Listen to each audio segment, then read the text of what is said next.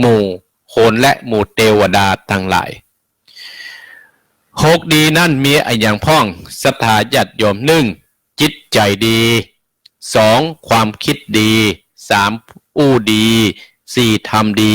ห้าอารมณ์ดีหกคบคนดีหกอย่างนี่ศรัทธาญาติโยมหกอย่างนี่นะ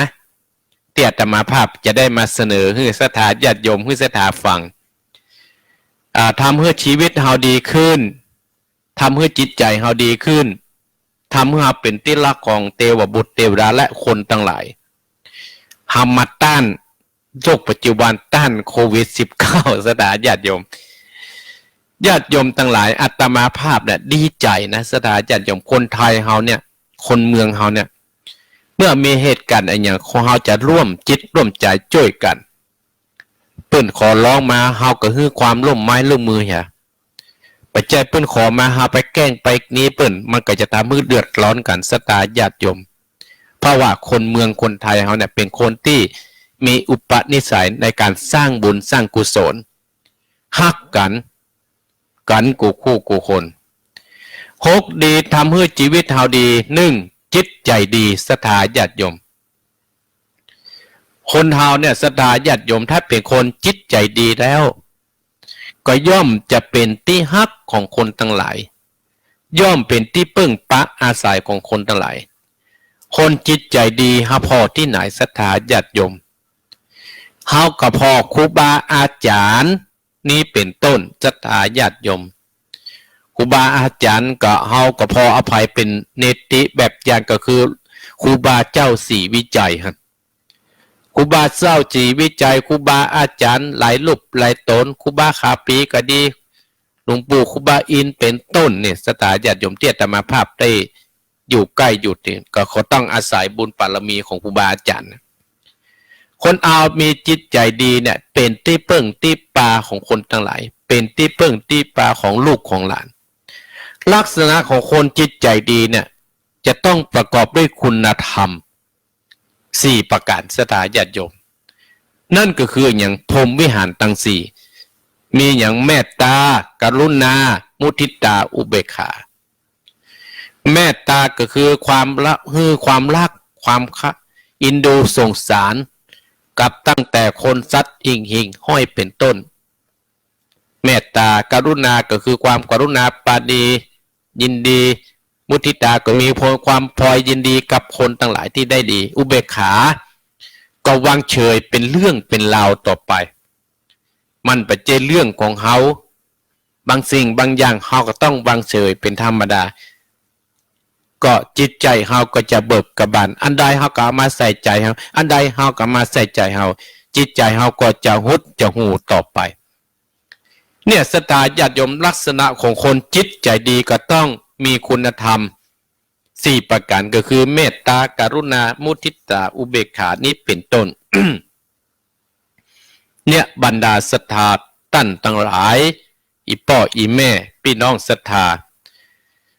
อีกประการหนึ่งคืออย่างความคิดดีศรัทธาญาติโยมคนใดที่มีความคิดดีเนี่ยก็จะเป็นที่พึ่งปะอาศัยอย่างท่านพระครูพิวัฒนวิกรมหานนี่เป็นต้นเปิ้นเป็นตุเจ้าเปิ้นมีความคิดดีอ่ะมันก็เป็นที่พึ่งของคนทั้งหลายไพ่กับทั้งหลายก็เข้าไปไปขอความคิดของท่านแล้วก็นำมาเป็นแนวทางในการปฏิบัติความคิดดีเนี่ยศรัทธาญาติโยมอย่างบรรดาศรัทธาญาติโยมปัจจุบันเนี่ยบ้านเฮาเนี่ยเกิดโรคภัยไข้เจ็บขึ้นเนี่ยเป็นโรคอันตรายเนี่ยที่มันเกิดขึ้นทุกมื้อทุกวันเนี่ยเพราะอันยังก็เกิดจากคนเฮาเนี่ยศรัทธาญาติโยมเกิดจากคนไม่จะเกิดจากที่อื่นถ้าเฮามีความคิดดีเมื่อมันเกิดขึ้นแล้วเฮามีความคิดที่จะช่วยกันป้องกันเปิ้นขอมาเฮาก็ช่วยกันเหียโรคภัยไข้เจ็บอาตมาภาพมั่นใจว่ามันอยู่กับเฮาเหมือนแหมมันกับไปแล้วดีวัน2วันนี่ก็หายแซบแล้วหมูเพราะว่าอย่างเพราะว่าคนเฮานั้นเมืองเฮานั้นเข้าใจมีน้ำจิตนิ่มใจมีจิตใจที่ดีจะช่วยกันดูแลช่วยกันเติมช่วยกันแท่งเป็นหูเป็นตาช่วยกันในหมู่บ้านเฮาศรัทธาญาติโยมเฮาก็ช่วยกันดูแลพิษสงสัยที่ไหนเฮาก็ช่วยไปบอกเพิ่น บอกคือหมอก็ดีบอกคือพ่อหลวงก็ดีเนี่ยความคิดดีสถาญาติโยมทั้งหลายคิดสร้างสรรค์ในขณะที่บ้านเมืองเฮากำลังเดือดร้อนเฮาก็มีความคิดดีๆไปจะคิดให้มันแตกแยกอย่างอาตมาภาพหมู่สองบ้านหนองเหียงในสถาญาติโยมมาพูดกันเนาะก็จะเป็นควรกำลังใจให้กับศรัทธาพี่น้องบ้านเฮาสันติสุขหมู่สองเนี่ยเพิ่งก็จะทำวิธีอย่างเนี้ยศรัทธาญาติโยมตามแบบเบ้าโบราณที่เกิดขึ้นปัจเจว่าเฮาหลงนะศรัทธาญาติโยมกะเฮาเป็นที่จ้างที่เปิ่งคนเฮามีที่จ้างที่เปิ่งเอาหยังกับกุลของพระพุทธเจ้าญาติโยมจึงได้ยินว่าใจดีคือพระพุทธใจบริสุทธิ์คือพระธรรมใจงามคือพระสงฆ์เมื่อมีเหตุการณ์บ้านเมืองเกิดขึ้นเปิ้นก็โหลดเข้าหาตัวเจ้าเนี่ยตัวเจ้าเปิ้นก็มีความคิดดีๆเป็นควรกำลังใจอาตมาภาพเนี่ยเป็นควรกำลังใจคือศรัทธานะซะอยู่ถึงวันเนี่ยเดือนหนึ่งก็จะป้าคนเฒ่าตำบลสันติสุขเนี่ยซะร้อยป่ายกันนะไปรวมอยู่ที่เทศบาลอาตมาภาพเนี่ยเป็นควรกำลังใจให้คนเฒ่าคนแก่นำศรัทธาเดือนหนึ่งก็จะปาศรัทธาคนเฒ่าคนแก่60ขึ้นไปกับไหว้พระสวดมนต์เนี่ยเป็นกิจวัตรมาแห่งกรรมก็จะปาไปเยี่ยมคนไข้อาตมานึงเนี่ยเหรอ ตัวหมอเขาตัวเจ้าหน้าที่เขาเทศบาลคืออาตมาภาพอาจจะได้ช่วยเต็มร้อยแต่อาตมาภาพพอเป็นส่วนหนึ่งดีกว่าอาตมาภาพได้เนี่ยสถานญาติโยมบางคนโอ้มันเรื่องของตุ๊เจ้ากันเนี่ยต้องไปอย่างนั้นไม่จำเป็นเพราะอาตมาภาพถือว่าอาตมาภาพอยู่กับศรัทธากินกับพี่น้องศรัทธา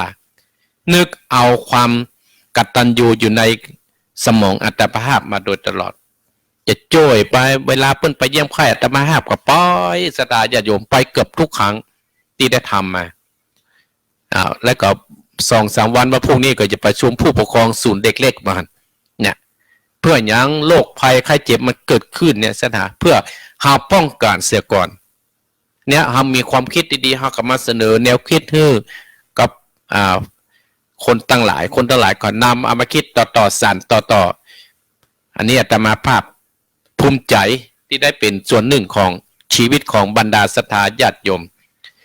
3อู้ดีศรัทธาญาติโยมคนใดเป็นคนที่อู้ดีมีศีลมีธรรมมีรักเมตตาคนกระตึงหูมเนี่ยพ่อศรัทธาญาติโยมพ่อครูบาเจ้าศรีวิจัยเปิ้นตายไปละเนี่ยเปิ้นอู้ดีเปิ้นสอนดีเฮากำลังไหลกันไปศรัทธาญาติโยมเป็นคนที่อู้ดีเป็นคนที่บ่ดูถูกบ่ดูแคลนคนทั้งหลายและก็เป็นคนเอาอกเอาใจคนที่ด้อยต่ำกันไปอู้ดีสอนกันไปอย่างอาตมาภาพมาอู้ธรรมะคือกับศรัทธาญาติโยมเนี่ยพูดถึงอู้ดีเนี่ยศรัทธาญาติโยมอาตมาภาพมีเรื่องเล่าคือศรัทธาญาติโยมบางคนได้เป็นใหญ่เป็นโตแล้วนะมามองคนตังกะล่างนะมามองคนต่ำกว่านะอาตมาภาพมีเรื่องเล่าคือศรัทธาเป็นเรื่องเป็นนิทานจาดกและก็เป็นนิทานในธรรมนะศรัทธาญาติโยมนิทานในธรรมเนี่ยศรัทธาญาติโยมพี่ชื่อว่าปลดสัตว์ได้บุญปลดคนได้บาปหั่น ปลดสัตว์ได้บุญปลดคนได้บาปมีเรื่องเล่าว่าในป่าแห่งหนึ่งศรัทธาญาติโยมมีช้างมีนกมีกามีแมลงวันมีกบนกกาแมลงวันกบเนี่ยมันเป็นเพื่อนฮักกันแต่นกกาแมลงวันเนี่ยกบเนี่ยเป็นสัตว์ที่น้อยศรัทธาญาติโยมแต่อาศัยอยู่ในป่านั้นโดยมีช้างเนี่ยเป็นเจ้าของป่าเป็นเจ้าป่าเป็นสัตว์ที่ใหญ่ที่สุดแล้วก็เปรียบเหมือนโคนเฮาเนี่ยศรัทธาญาติโยมได้เป็นใหญ่เป็นโตแล้วบ่ดูแลบ่พ่อมาดูกันล่างได้เป็นตุหลวงแล้วบ่ดูแลพระน้อยขยมเนาะให้เปรียบง่ายๆเนาะ ธรรมะก็อู้ไปอันนั้นศรัทธาญาติโยมบ่ได้ประชดประชันหาเนี่ยอู้ไปตามธรรมะนะฟังแล้วก็พิจารณาประตวยเนาะศรัทธาญาติโยมเนาะช้างตัวเนี่ยกาสายอยู่ที่ก็มีนกมีกามีแมลงวันมีกบอยู่ด้วยกันศรัทธาญาติโยมอยู่วันหนึ่งเนี่ยช้างตัวเนี่ยศรัทธาญาติโยมก็จะเตียวไปเนี่ยนะเตียวเปี่ยวป่าในเนี่ยนะก็มีนกเนี่ยบอกว่าโอ้ปอดช้างผู้เป็นประธานในป่าแห่งนี้เฮาเนี่ยเป็นนกตัวน้อยๆเนี่ยก็ขอความเมตตาปอดช้างเนี่ยนะบ่ต้องเตียวไปซื้อทางนี้เนอะเพราะว่าลูกเฮาอยู่บนบ้านมันบ่สามารถจะหลีกท่านได้เพราะว่าขนมันยังมาออกแต่เตื้อ จ้างก็เราโอ้ไอ้นกน้อยๆในสามารถมาสั่งการเฮาแล้วเนี่ยโคตรท่านทั้งหลายได้เป็นสัจละโคตรคึกว่าไม่มีภัยที่จะทำร้ายได้อีพ่ออีแม่บรรดาศรัทธาญาติโยมถ้ามีรักเมตตาเลยนะผู้รักผู้ใหญ่มีรักเมตตาเลยนะโอ้ศรัทธาญาติโยมบางครั้งอาจก็จะโจรมุมเหมือนกันนะจ้างนี่คึกศรัทธาญาติโยมบอกฟังเตียวไปซื้อหน้า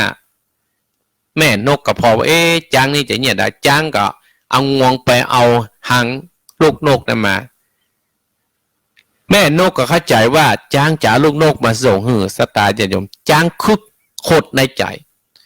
เอาลูกนกออกมาเอางวงปะปะเอาฟาดกับขีดินลังบึกเอาศรัทธาญาติโยม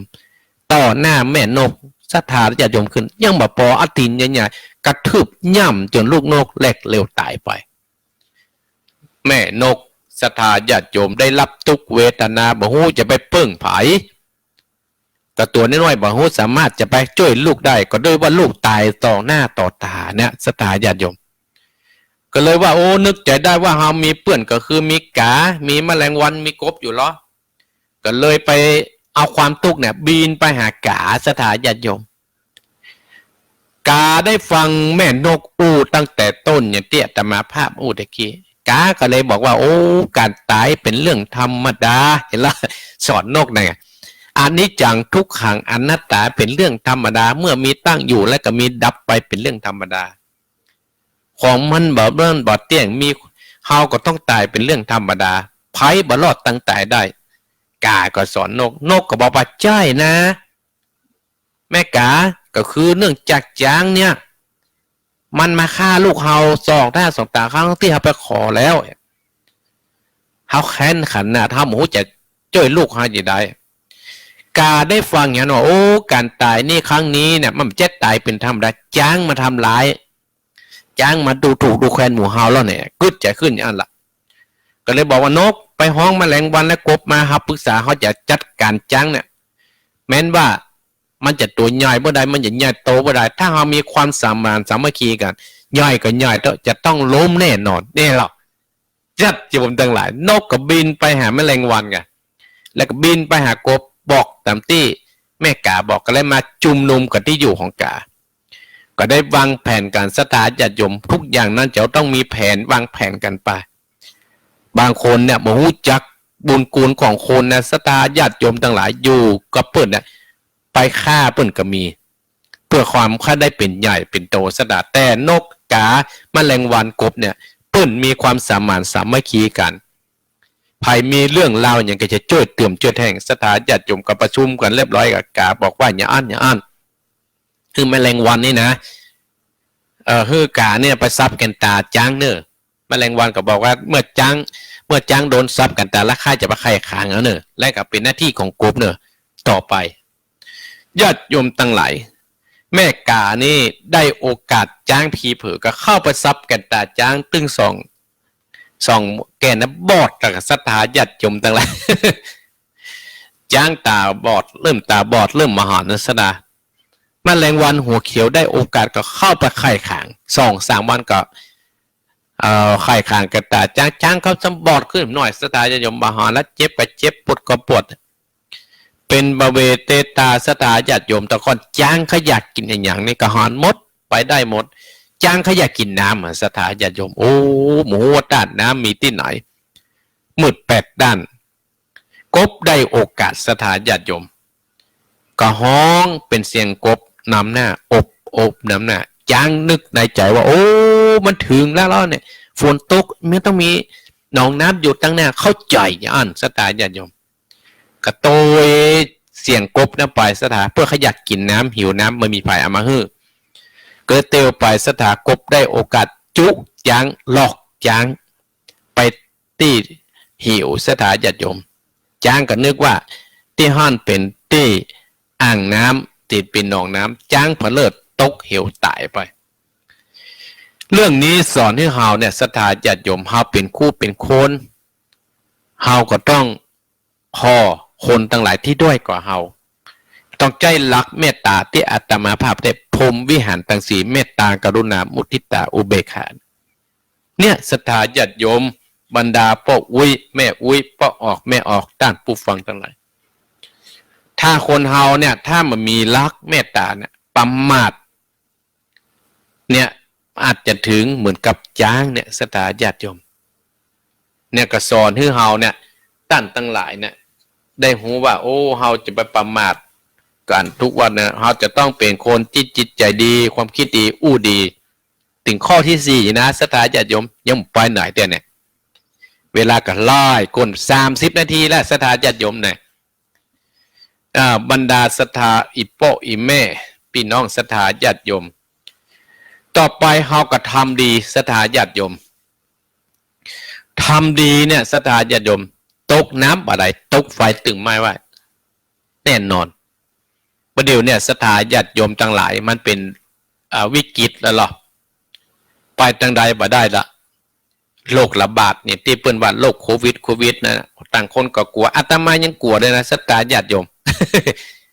อาตมาพานี่ยังเสี่ยงกว่าสถาญาติโยมประเทศหอมหรอก แต่ว่ากับไปสถาญาติโยมจากมาตูดหูดังเตะมันก็เปิงเนาะมันจะเป็นนากันน้อยนากันน้อยละเนี่ยก็ได้รับความกำลังอกกำลังใจสถาก็หายไปลืมคิงไปหาสถาญาติโยมแต่เฮานั้นอยู่ด้วยมีสติสถาญาติโยมอยู่ด้วยมีปัญญาแก้ไขกันในเมื่อเหตุการณ์นี้เกิดขึ้นสถาญาติโยมทั้งหลายเฮาก็ช่วยกันดูแลกันฮักกันเหมือนพี่ดีกันเหมือนน้องออกจากต้องแม่เดียวกันสถาญาติโยมเฮาจะไปเอารัดเอาเปรียบกันการเอารัดเอาเปรียบกันเนี่ยเป็นมนุษย์ที่นิสัยบดีอย่างเฮงแกสถาญาติโยมเนาะเฮาก็ช่วยกันเตือนช่วยกันแทงอาตมาภาพมั่นใจว่าโมเฮาขึ้นสีขาวเนี่ยเป็นคนที่มีน้ำจิตน้ำใจที่ดีสถาญาติโยมมีอะไรอย่างกะเอื้อเฟื้อเผื่อแผ่กันเอื้อเฟื้อเผื่อแผ่กันตลอดอย่างหลายคู่หลายคนอย่างโยมละวรายพรสืบทวินนี่เป็นต้นเมธเลวเขานี่เป็นต้นสถาญาติโยมบวงเปาเนี่ยเพิ่งกับมีจิตใจอันบริสุทธิ์มาเตื่อมมาแท่งจุดหนุบำรุงวัดหนองเฮงมาโดยตลอดแม่วิร้องเขานี่เป็นต้นนี่เนี่ยเพิ่นก็มีน้ำจิตน้ำใจเป็นห่วงหาอาทรอย่างกรรมโบราณเพิ่นว่าใจดีคือพระพุทธใจบริสุทธิ์คือพระธรรมอันยังจะดีเต้าพระพุทธเจ้าอันยังจะบริสุทธิ์เต้าพระธรรมอันยังจะงามเจ้าใจพระสงฆ์เฮาเอาไผ่เป็นเนติก็คือเนี่ยสตาญาติโยมครูบาเจ้าเฮาเนี่ยครูบาอาจารย์ที่เปิ้นเป็นเนติเฮาก็เอาแบบอย่างนั้นมาประพฤติปฏิบัติเฮากับปากันทำความดีเนี่ยเมื่อว่าทำความดีเนี่ยตกน้ำบาไหลตกไฟตึงไหม้เนี่ยอาตมาภาพถึงมามาจ่าฮือสถาเป็นควรกำลังใจฮือกับพี่น้องศรัทธาต้านผู้ฟังทั้งหลาย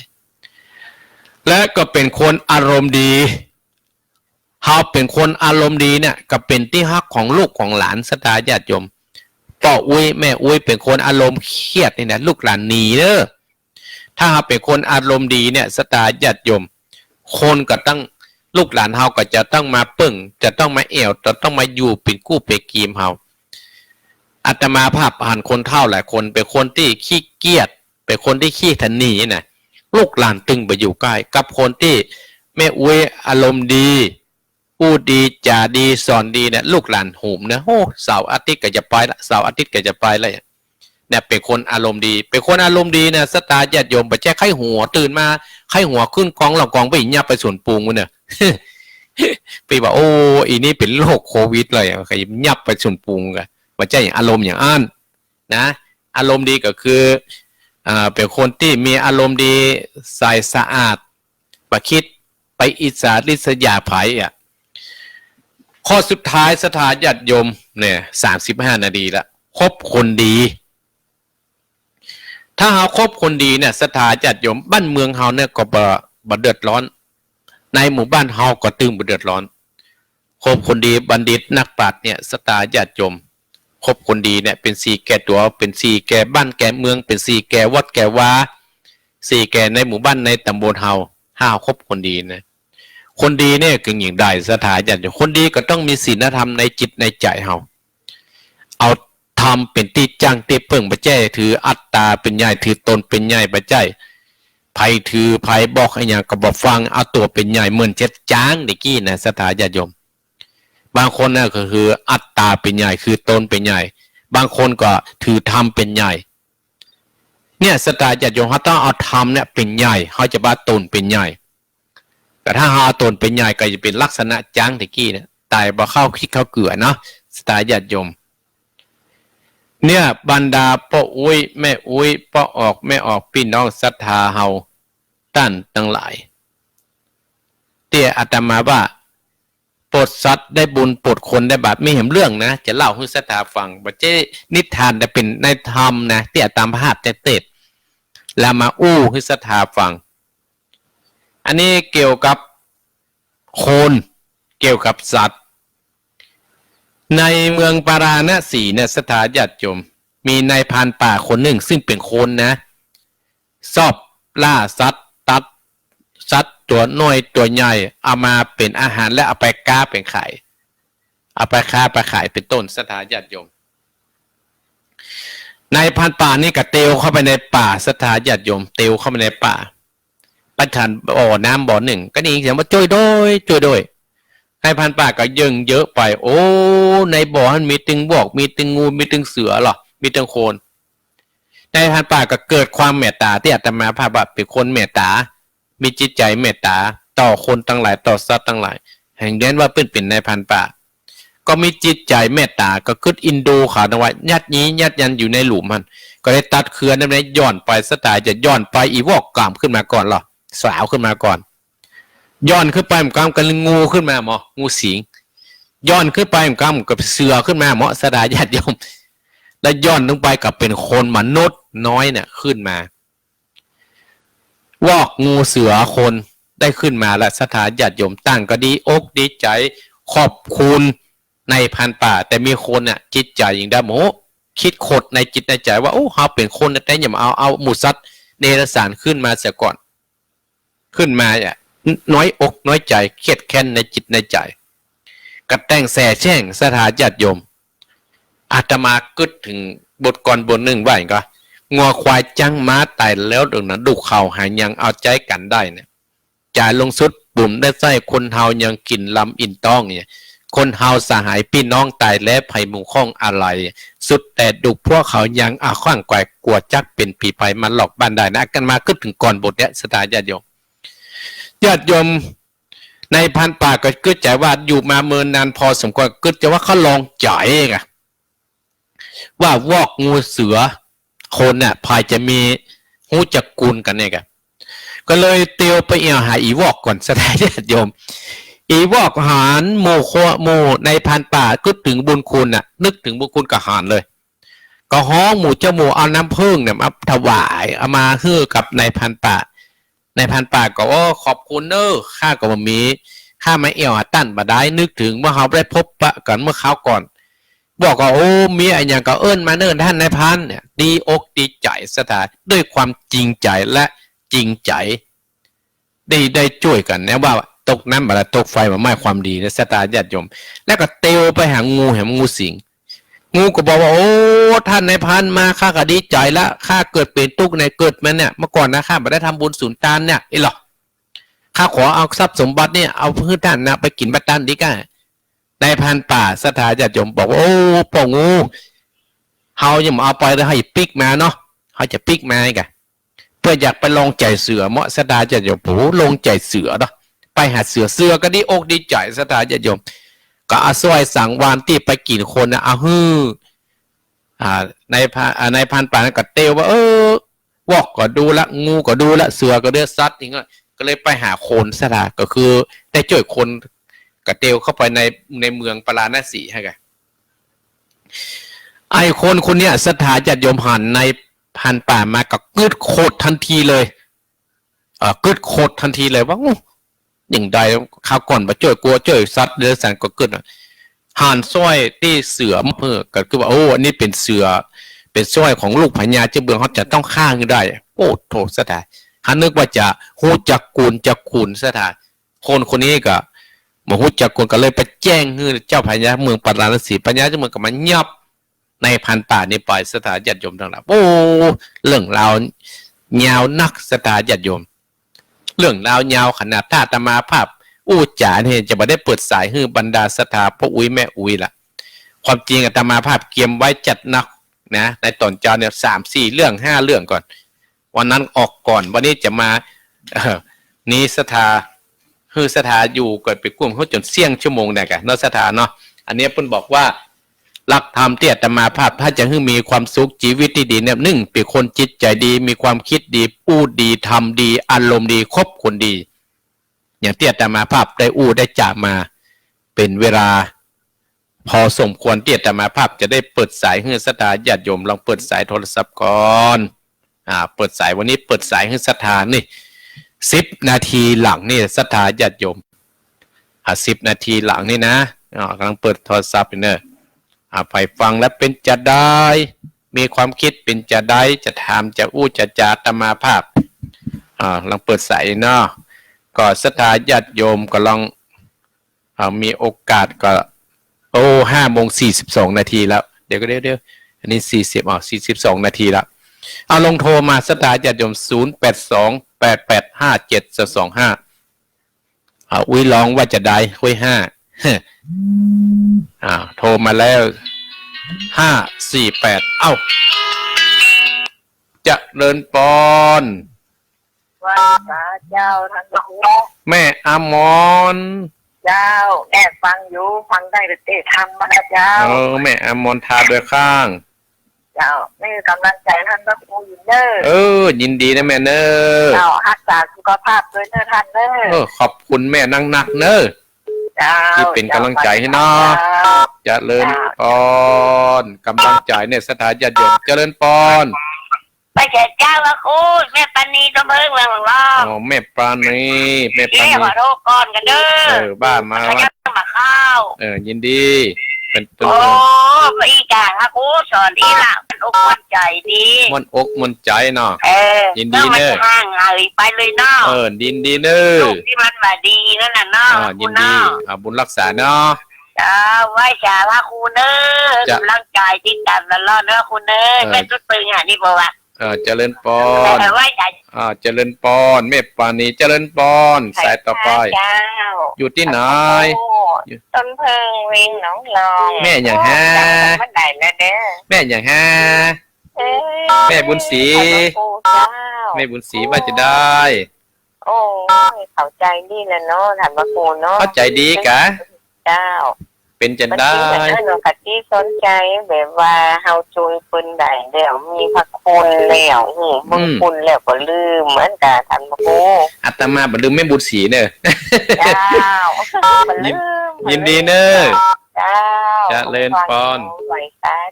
เจริญปอนทุกสายเข้ามาปุ้นกับข้าวนี่กับข้าวเจริญปอนไปจากเจ้าท่านพระครูแม่เพนเจ้าคนชีวิตนะแม่เพนว่าจะได้เจ๊ถามเรื่องเงินพญาพยามเนาะอย่างนั้นมันเอาไปหมดเนาะท่านพระครูเนาะแม่นแล้วท่านพระครูกันเดินหน้านิทานอย่างความดีความสั่งเนาะฟังแล้วเป็นจะได้ท่านพระครูเมื่อวานชัดเจนเลยเนาะเจริญปอนเนอจ้าว่าเจริญปอนเข้ามาเจริญปอนโน้ใส่หนาแน่นเจริญปอน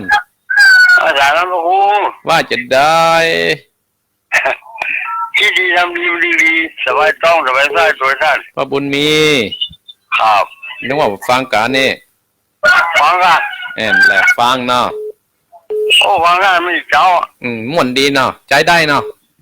โอ้จุ่มเย็นดีท่านใจได้ท่านยินดีเนี่ยที่กำลังจ่ายตามานะเนท่านขอบคุณเจริญปอนเจริญปอนไอ้จ่าเจ้าอยู่ที่ไหนไม่สุกแต่ล้อจ้ะไม่สุกไม่สุกหายไปเมินสุกท่าล้อห่างหายไปเนิ่นน่ะมาได้มีหลายปีแล้วเอาแม่แกไม่สุกปะฟังแน่ไม่สุกมีวัดหน่อยแล้วหรอฟังแกท่านไปไหนทุกวันสั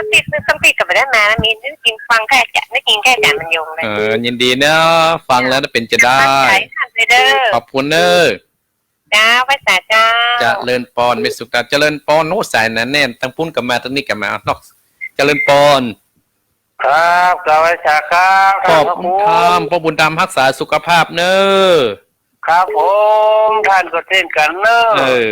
บอกให้พี่บอกให้แม่ด้วยเนอะ ไปไหนก็ระมัดระวังไว้เนอะ ขันหน้ากะ บอกให้พี่ด้วยเนอะอ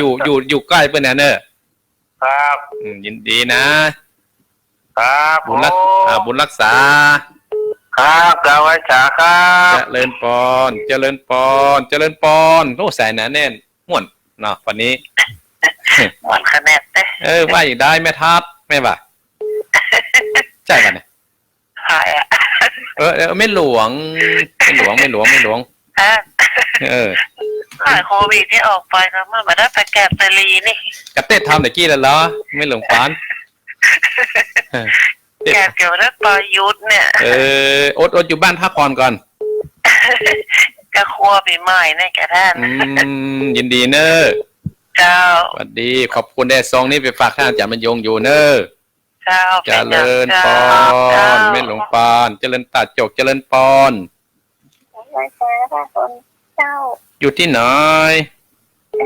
เป็นไรเจ้า ไม่ลายว่าจะได้ไม่ลาย อ๋อสักเจนดีเนอร์ทำมาวันนี้หมดเนาะ ม่วนดีกะ กำสอนนะ นักคำสอนนักเนาะ เจ้า ยินดีไม่ไรยินดีเนาะ เจ้าเกิดภาษาทางพระหูเจ้าเนอร์ เจริญปอนเจริญปอนโอ้โหสายหนาแน่นเจริญปอน ภาษาเจ้า อันนี้แม่ท้องเนี่ยแม่วะ เจ้า เอาแม่ท้องว่าจะได้นึกว่ามาแม่หักกันแล้ว โอ้โทรธโม ถ้าวันน้ำ เจ้านี่มาได้ฟังไหว้พระกรรม ปดเข้าสวดไล่โรคโควิดเรียบร้อยแล้วเนี่ย เจ้าขอบคุณเจ้า โอ้ถ้าแม่ท้องออกมาในงานนี่ก่อยเนอะได้หาหน้าแม่ท้องจะหาเขาอู้ไปเนี่ยหาได้ให้แม่ท้องได้ยิ้มค่อยเมื่อเจ้าเนี่ยหมดน่ะ ไม่ทันพ่อครูรักษาแม่รักษาตัวของเนอ กะให้แม่ท้องกับรักษาตัวเดนบอกให้พี่น้องตังลีครับทุกท่านทุกคนเด้อ เจ้า อาตมาขอบคุณเนอะ ใจเด้อ ขอบคุณ สาธุ เจริญปอนเจริญปอนมาใหม่มาใหม่หลุดไป0828857225เบอร์ปุ้นมันต้องโทรนะโทรถ้าอาตมาออกก็โทรเนาะเจริญปอน ไว้สาหาพ่อครูครับ โอ้ป้อนนานเนี่ยก็เนี่ย สนานประเสบรรณาแดงนะ ประเสริฐนาน้อยเนาะ ครับวันนั้นประเสบฟังตลอด ฟังตลอดตั้งปุ้นเปิ้นแฮมก่อนก็ ครับห้ามอยู่วันนี่เขาบวชพระเขากับพระเขาติดตังไว้ จะไปกลัวมันนะทำมาก่อนนอนอยู่บ้านเถอะเด้อ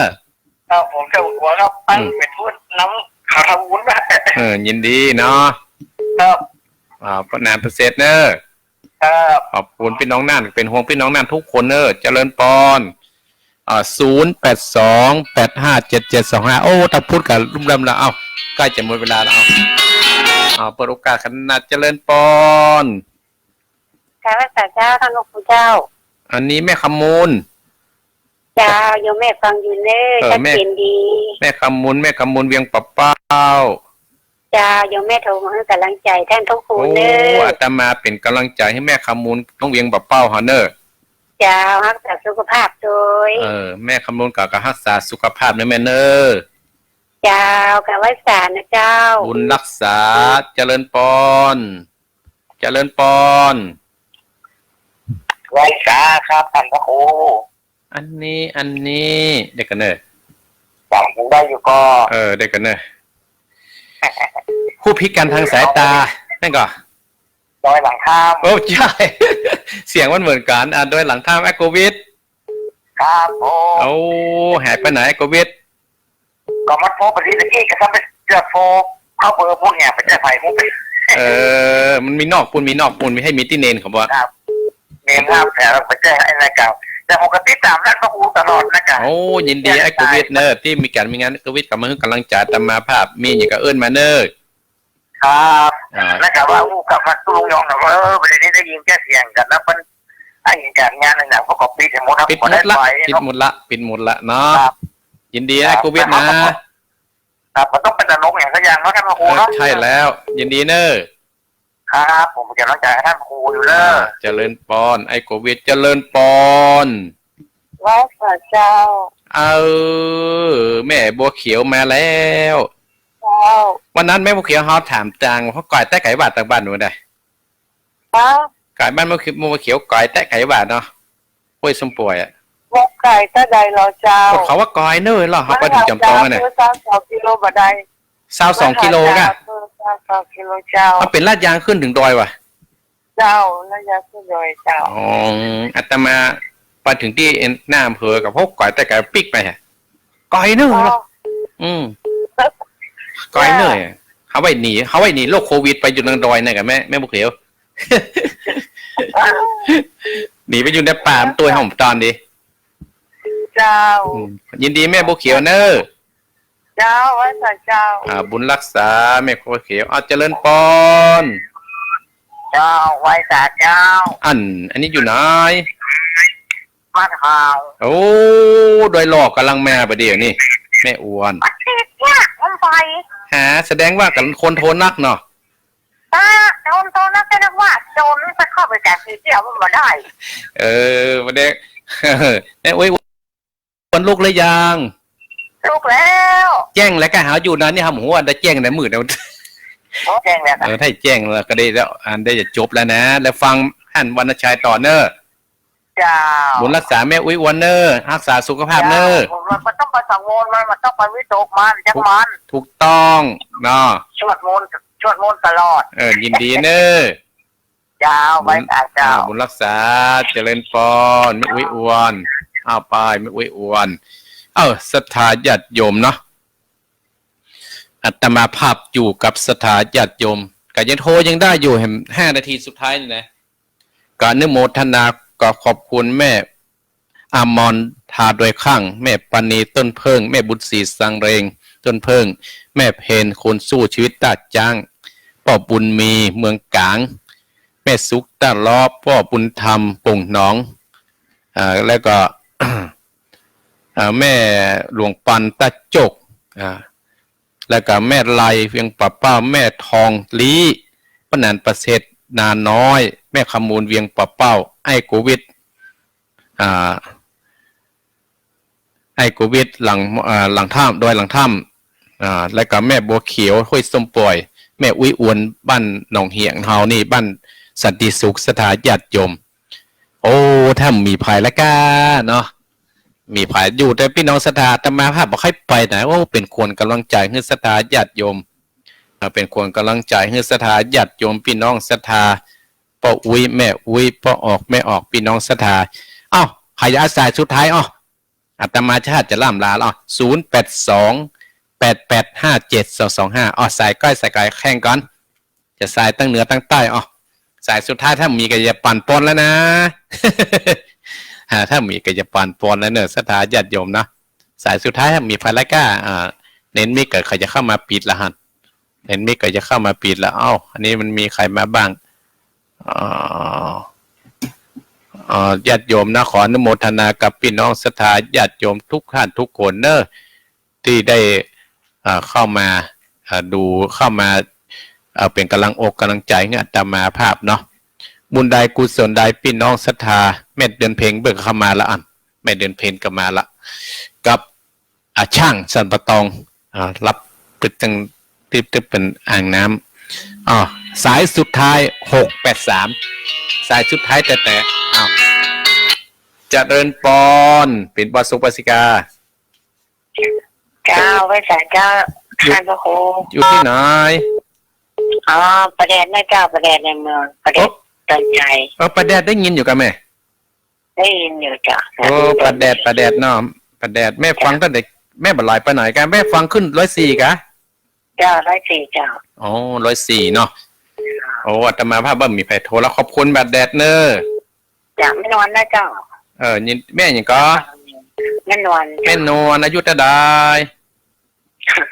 ได้63แล้วจ้ะ63นึโมทนาแม่ฮักสุขภาพเนอ เจ้าจ้าตู้เจ้าเจริญปอนสายสุดท้าย